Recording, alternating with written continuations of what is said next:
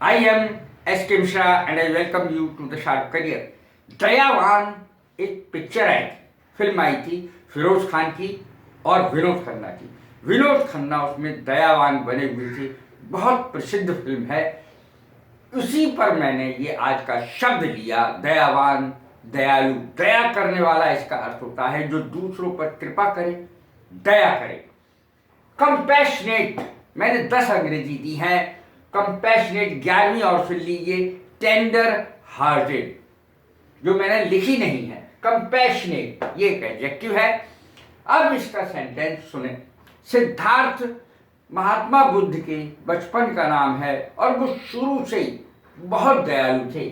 Siddharth was a very compassionate person. Siddharth बहुत दयालु थे। Merciful, my mother is a merciful person. दूसरी अंग्रेजी हुई मर्सीफुल, मेरी माँ बहुत दयालु है। Gracious, he was a gracious person, वो बहुत दयालु था। Kind, it is very kind of you, आप बहुत दयालु हैं, आपकी बहुत दयालुता है। Pitiful, she is pitiful, she is very pitiful. मैंने ज़्यादातर स्त्रियों का इसमें कहा है क्योंकि स्त्रियाँ बहुत दयालु होती हैं, महिलाएं बहुत दयालु होती हैं। Pitiful, she is very pitiful, बहुत दयालु है।